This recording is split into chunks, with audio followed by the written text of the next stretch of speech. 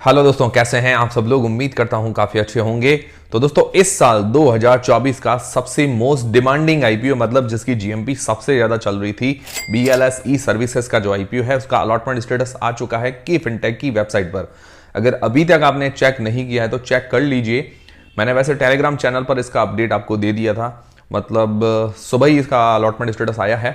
तो Telegram channel की जो लिंक है वो डिस्क्रिप्शन के अंदर, व्हाट्सएप चैनल की भी लिंक डिस्क्रिप्शन के अंदर आपको मिल जाएगी, ताकि छोटा मोटा अपडेट आपको मिलता रहे, कोई भी अपडेट मिस ना हो। और दोस्तों, आप में से किन किन लोगों को ये आईपीओ अलॉट हुआ है मुझे कमेंट करके जरूर बताइएगा। आपने कितने लॉट अप्लाई किए थे, कितने लॉट लगे हैं, मतलब ऐसा कौन सा लकी आदमी है भाई 200 में से एक को इसका अलॉटमेंट मिला है। आधा % ही चांसेस थे। तो कौन कौन से ऐसे लकी लोग हैं कमेंट करके ज़रूर बताइएगा। और दोस्तों, जिन लोगों ने हमें जानकारी दी थी, मैंने आपको कहा भी था कि जो लोग भी हमें पहले जानकारी देते हैं उनका नाम वीडियोस के अंदर जरूर फ्लैश किया जाता है। तो यूट्यूब पर भी हमें जानकारी दी और इंस्टाग्राम पर भी काफ़ी लोगों ने जानकारी दी। जिन लोगों ने पहले दी मैं उनके नाम बता देता हूं, जिसके अंदर यूट्यूब पर गजानन संभाजी, आशीष, नानक, प्रतीक, मोइन अली, इन सभी लोगों ने हमें यूट्यूब पर सबसे पहले जानकारी दी थी। फिर दोस्तों, इंस्टाग्राम पर श्री यूवी, प्रतिष्ठा, नीलेश, बी यूनिक, प्रतीक और शमीम अहमद, इन सभी लोगों ने हमें इंस्टाग्राम पर सबसे पहले जानकारी दी थी। तो आप भी हमें इस तरह से इंस्टाग्राम, यूट्यूब पर हमें जानकारी दे सकते हैं। सबसे बढ़िया तो है इंस्टाग्राम पर आप हमें मैसेज करके बता सकते हैं, तो सबसे बढ़िया चीज़ रहती है। तो इंस्टाग्राम की भी लिंक डिस्क्रिप्शन के अंदर आपको मिल जाएगी।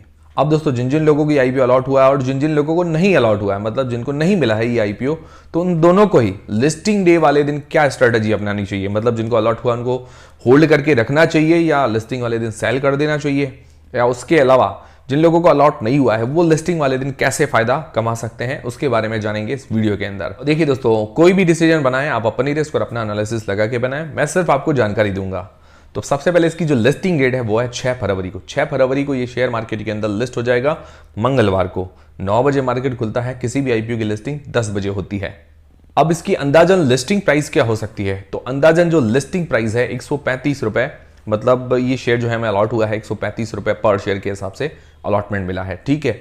अब इसकी जो जीएमपी चल रही है करीबन 140-145 रुपए के आसपास, कहीं पर 150 भी चल रही है। हम 145 मान के चलते हैं अभी।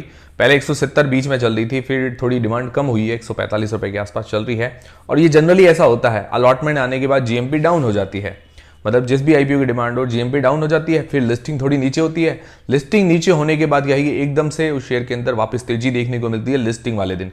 ऐसा होता है जनरली, ऐसा मैंने देखा है। तो अभी 145 रुपए इसकी जीएमपी मान के चलते हैं। तो जीएमपी के अनुसार जो लिस्टिंग प्राइस आ रही है 280 रुपए के आसपास, मतलब ये जीएमपी के अनुसार है, मेरे अनुसार नहीं है।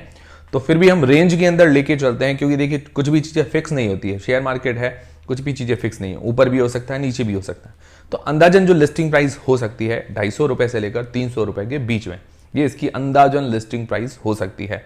मतलब थोड़ा नीचे भी हो सकता है, थोड़ा ऊपर भी हो सकता है, रेंज तो लेकर चलना ही पड़ता है। और दोस्तों, अभी 145 रुपए पर शेयर इसका ग्रे मार्केट का प्रीमियम है, 108 शेयर्स का लॉट है। तो अंदाजन हमें लिस्टिंग गेंस जो मिल सकता है 15,660 रुपए के आसपास, लगभग 15,000 रुपए के आसपास लिस्टिंग गेंस देखने को मिल सकता है। मतलब करीब करीब 100% जैसा हमें लिस्टिंग गेंस देखने को मिलेगा। पैसे डबल हो जाएंगे लोगों के, इतना उम्मीद है इस आईपीओ से।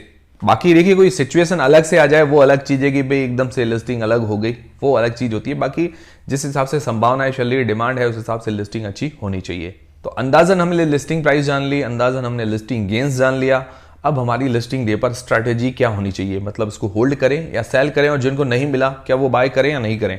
और बाकी देखिए दोस्तों, हमने रिव्यू वाले वीडियो के अंदर भी क्लियर किया था कि भाई अप्लाई करने से पहले भी हमने कहा था कि भाई हम तो लिस्टिंग गेंस के लिए अप्लाई कर रहे हैं। उसका रीजन ये था कि भाई जीएमपी अच्छी चल रही थी, वैल्यूएशंस क्या है लिस्टिंग के बाद थोड़ी सी हायर साइड हो जाएगी, मतलब थोड़ा सा महंगा हो जाएगा।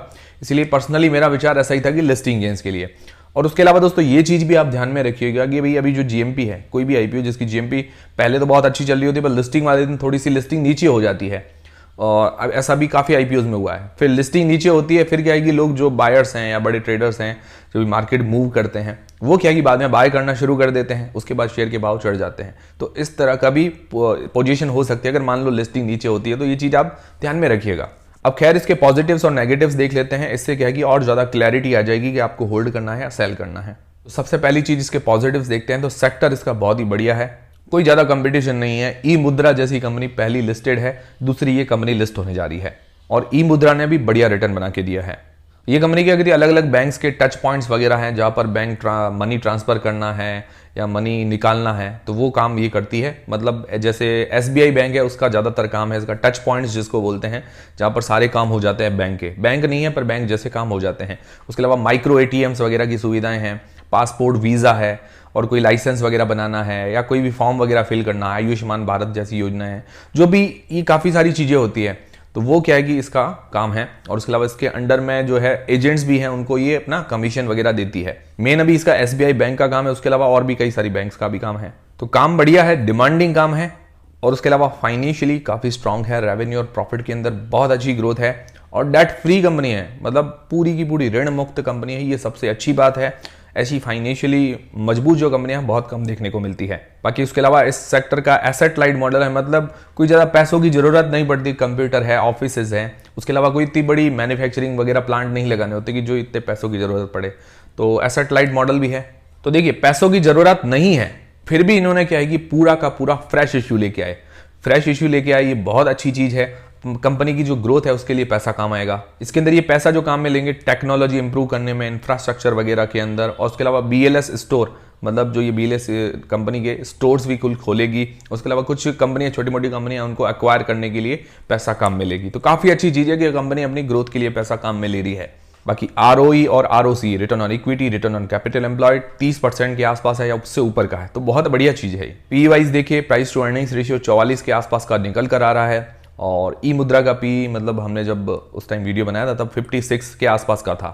तो मतलब अभी ई मुद्रा से काफ़ी सही वैल्यूएशंस पर ये IPO आ रहा है। हालांकि IPO आएगा, लिस्टिंग होगी, लिस्टिंग के बाद इसका PE, मतलब प्राइस टू अर्निंग्स रेशियो 80 के आसपास का हो जाएगा। तब ये कंपनी थोड़ी सी मुझे लगता है महंगी हो जाएगी। ये उसके पॉजिटिव पॉइंट्स है। अब नेगेटिव्स में मुझे कोई खास ज़्यादा नेगेटिव्स लगा नहीं। नेगेटिव्स में एक ही चीज़ लगी कि इसकी एंकर लिस्ट ठीक ठाक आई है, इतनी ज़बरदस्त एंकर लिस्ट नहीं है। उसके अलावा कोई भी मुझे खास नेगेटिव पॉइंट्स नहीं लगे। कंपनी में पॉजिटिव पॉइंट्स ज़्यादा है, तो मतलब सारे फैक्टर्स अच्छे नज़र आ रहे हैं। अब जो पर्सनली मेरी स्ट्रेटेजी क्या रहेगी भाई, देखिए लिस्टिंग के बाद ये शेयर जो है महंगा हो जाएगा। पर्सनली मेरा तो यही विचार था कि भाई लिस्टिंग गेंस लेकर एग्जिट हो जाना, क्योंकि मुझे लगता है वैल्यूएशंस थोड़ी सी महंगी हो जाएगी बाद में। तो क्या है कि उसके बाद एकदम से इतनी ज़्यादा ग्रोथ करना थोड़ा सा मुश्किल नजर आ रहा है, पर्सनली जो मुझे ऐसा लग रहा है। और जिन लोगों ने लिस्टिंग गेंस के लिए अप्लाई किया है या भाई शॉर्ट टर्म के लिए अप्लाई किया, तो लिस्टिंग गेंस लेकर एग्जिट होना बढ़िया चीज़ है, क्योंकि 100% से ऊपर मतलब प्रॉफिट मिल रहा है, तो कौन, तो बढ़िया ही चीज़ है। और बाकी अगर आप लॉन्ग टर्म में रखना चाहते हैं शेयर को, आपको लगता है कि भाई लॉन्ग टर्म में अच्छी ग्रोथ दे सकता है, तो मुझे लगता है कि सारे फैक्टर्स अच्छे नजर आ रहे हैं इस कंपनी के अंदर। कोई ऐसी विशेष कमी नजर नहीं आ रही इस कंपनी के अंदर। तो लॉन्ग टर्म के लिए तो अच्छा नजर आ रहा है। अगर आपका विजन है 3 साल या 5 साल का, तो बढ़िया बात है। पर अगर आप शॉर्ट टर्म में सोच रहे हैं कि भाई 5-6 महीने होल्ड करना है, तो उसके अंदर ऊपर नीचे हो सकता है, थोड़ी बहुत गिरावट भी आ सकती है। तो ये चीज आप ध्यान में रखिएगा। फिर दोस्तों, अगर आप चाहें, थोड़ा कंफ्यूजन में हैं, तो आप चाहें तो आधे शेयर होल्ड कर सकते हैं, आधे शेयर सेल कर सकते हैं। मतलब आपका पैसा जो है सिक्योर हो जाएगा, फिर बाकी के शेयर आप होल्ड कर सकते हैं। इस तरह की भी स्ट्रेटजी अपना सकते हैं। और बाकी जिन लोगों को अलॉट नहीं हुआ है, उनको क्या करना चाहिए, मान लो अगर लिस्टिंग नीचे होती है, जो GMP चल रही है उससे भी नीचे लिस्टिंग हो जाए, मतलब 250 या उससे नीचे लिस्टिंग हो जाए, तो मुझे लगता है कि भाई शॉर्ट टर्म में के अंदर भी 5-7% का या 10% का प्रॉफिट देखने को मिल सकता है। पर्सनली मुझे ऐसा लग रहा है, क्योंकि अभी जनरली बहुत सारे IPOs की लिस्टिंग नीचे हो रही है। मतलब GMP ऊपर बता दी है, लिस्टिंग थोड़ी नीचे होती है, फिर क्या है कि शेयर चढ़ जाता है। ऐसा भी पॉसिबल हो सकता है, और जरूरी नहीं है कि ऐसा हो, पर मान लो अगर हमें मौका मिले तो थोड़ा बहुत 4-5% का रिस्क लिया जा सकता है। बाकी पर्सनली मैं आपको सजेस्ट नहीं करूंगा, क्योंकि बहुत रिस्क वाला काम होता है। फिर दोस्तों, जिनको लेना है, मान लो ऊपर भी लिस्ट हो जाए, तो लॉन्ग टर्म के अंदर अगर आपका टारगेट है, मतलब 4 साल 5 साल का, तो ठीक है। फिर अगर आप शॉर्ट टर्म के लिए लेते हैं, तो उसमें क्या है कि भाई संदेह हो सकता है कि भाई ऊपर जाए नीचे जाए, थोड़ा संदेह हो सकता है, क्योंकि लिस्टिंग के बाद थोड़ी सी वैल्यूएशन हाई हो जाएगी। तो ठीक है, जिन लोगों को अलॉट नहीं हुआ है वो इस तरह की स्ट्रेटजी अपना सकते हैं। तो उम्मीद करता हूं ये वीडियो देखने के बाद आपकी सारी स्ट्रेटजीज क्लियर हुई होगी इस IPO को लेकर। अगर क्लियर हुई है तो वीडियो को एक लाइक जरूर करें, चैनल को सब्सक्राइब कर लें। मिलते हैं दोस्तों अगले वीडियो के अंदर।